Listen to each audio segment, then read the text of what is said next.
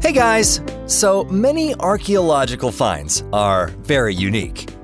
They could be historical monuments or mysteries that take years to unravel. Sometimes archaeologists are able to discover an artifact that makes historians correct historical events. We'll talk about those finds and more in this video. Giant bone. There's a department in France called Charente. It's primarily famous as the birthplace of cognac, but recently was home to a very surprising discovery. Volunteers from the National Museum of Natural History luckily discovered a giant femur. It weighs over 1,000 pounds, a little more than the average modern horse. Now just imagine how heavy it was covered in flesh and how heavy the entire animal was. Impressive, no? As researchers say, dinosaur bones are often found in the area, but never one so big. Archaeologists are sure that this femur belonged to a sauropod, giant quadrupedal herbivorous dinosaurs that lived about 140 million years ago.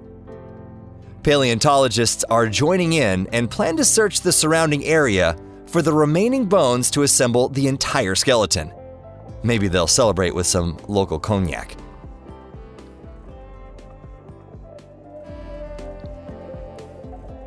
Warchiefs' grave. Let's move over to Egypt. This time, archaeologists discovered a grave that is 2,600 years old. Interestingly, there were almost 400 ceramic pitchers discovered in the embalming chamber of the tomb, which were once used to store materials used in mummification. According to the archaeologists, this find is the biggest mystery in embalmment ever found in Egypt. By the way, the tomb was found just a few miles from the giant Saqqara necropolis. Experts verified that this tomb belonged to a war chief for foreign mercenaries named Vahibra Meri Nate. Unfortunately, the mummy was stolen a long time ago, but the sarcophagus covered in hieroglyphs remained. They tell archaeologists that Vahibra Meri Nate commanded mercenaries who came from islands in the Aegean Sea and Asia Minor, and he lived during the rule of the 27th or 26th dynasties. Now, despite foreign influence being strong in Egypt at that time, the commander seemed to be local, which is evident thanks to his name and the artifacts found in the tomb, specifically 404 Clay Ashabti. Ancient Egyptians believed these figurines worked for their owners as servants and slaves after death. They also found a scarab amulet and fragments of clay dishes with words from the Book of Death. Archaeologists have been able to solve all the mysteries of this tomb except why was Vahibra Meri Nate buried with the largest number of known embalming vessels in ancient Egypt? Ancient burial cart. Over a dozen wealthy burial sites were found in Armenia. But the most impressive was in Lakhashan near Lake Savan, where they found over a dozen almost whole four-wheeled and two-wheeled carts. The artifacts were discovered after studying the area around Lake Savan in the mid-1950s. Late Bronze Age Lakhashan burial sites are distinct due to large sepulchres, and the two- or four-wheeled burial carts found within, as well as bronze models of chariots. They can be used to create an idea of the types of chariots as well as how they were controlled. The models are symbols of power and were used as standards. One of the burial carts is a captivating exhibit in Armenia's National Museum. It has four massive wheels made from oak, and the interior is coated in reeds. The cart is at least 3,000 years old and is the only known completely intact burial cart in the world. It's no mistake that Armenia is said to be home to one of the oldest civilizations in Asia. A tooth that will become a crossroads in our history. Many think that our first official ancestor is Lucy, the skeleton of a female Australopithecus found in 1974. But how is that possible with a 9.7 million year old tooth found in Germany that's 6.5 million years older than Lucy? You might think it's a dating mistake, but it's been redated many times. You think carbon dating technology is incomplete? Maybe. But nevertheless, many scientists have rethought and said, it's very lucky and also a huge mystery. That was said by Herbert Lutz, the head of a group of archaeologists at a press conference in Mainz's Museum of Natural History. He said they spent an entire year checking the dating before they announced it to the public. He added, I would propose that we start rewriting the history of the origin of humans tomorrow.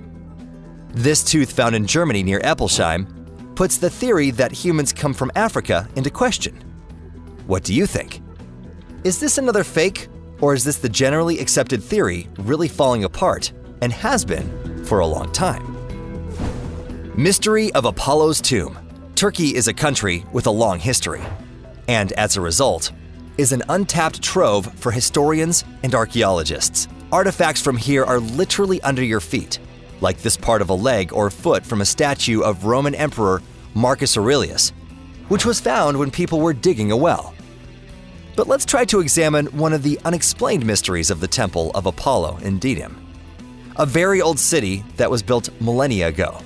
The temple has impressive architecture, scale, detailed blocks, and a fairly mysterious column cut into perfectly even pieces. And the cuts have very mysterious holes. It has been a mystery who could cut the giant columns so many years ago. Room of Slaves. I think many of us would be curious to learn what the daily life was like for slaves. And thankfully, we have an opportunity to learn since archaeologists were able to excavate a perfectly preserved slave's home. Pompeii is a well-known ancient Roman city that was destroyed almost instantly by an eruption from Mount Vesuvius in 79 BCE. It was coated in a layer of ash, which preserved everything in the place it was when the volcano erupted. Time seemed to freeze at a point when the city was still alive. A 172-square-foot slave room was found in the wealthy Civita Juliana villa. The room had 3 wooden beds, a chamber pot, and an iron chest filled with their belongings. Light came into the room through a single, small window. Experts think it was the home of a family who did the villa's daily work. Women's things were found under 2 of the beds, which leads to the idea that the family had a daughter. Additionally, one of the beds was shorter, which supports this theory. There were also ceramic amphoras, pitchers, and a part of a cart in the room. The head of the family may have been a cart driver. On May 8, 1950, Danish turf miners discovered a corpse in the Gjelskovdal Våg that looked so alive, the workers thought it was the victim of a recent crime at first. The man was about 8 feet deep in a fetal position. He had a sharp-ended hat with sheep wool inside that was held on by a strap under his chin, and he had a leather belt around his waist. Other clothes had likely disintegrated. His short hair was almost completely hidden by the hat, and the hair on his chin indicated he didn't shave the day he died. He had a tight collar made from braided leather around his neck. Carbon dating indicates he died between 375 to 210 BCE. Judging by the strontium isotopes in his hair, he lived in modern Denmark for the last year of his life. X-rays showed that his head was undamaged, and his heart, lungs, and liver were well preserved. He was about 5 feet 2 inches tall. He appeared to die at about 40 years old by hanging, but researchers can't agree if he was executed or sacrificed. His body's position, as well as his closed eyes and mouth, oppose the execution theory.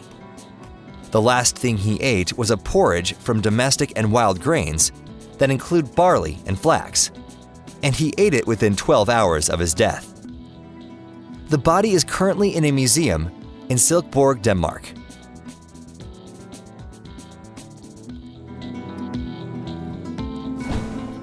Mysterious skulls.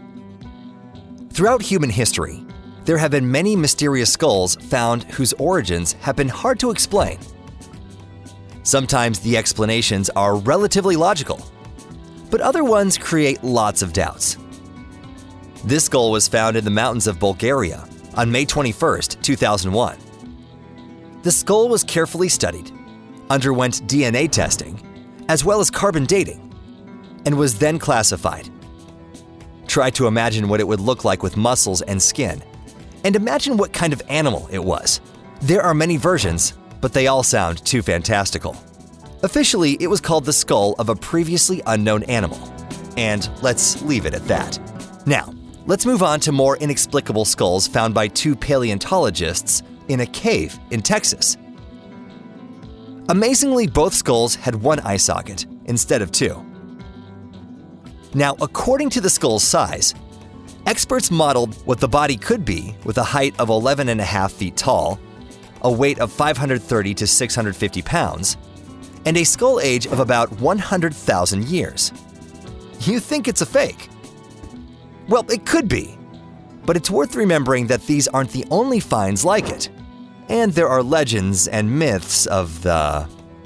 Well, anyway, at the time of the conquistadors, medicine of the great pre-Columbus America was about at the level of the main achievements of medicine in developed slave-made communities of the ancient East.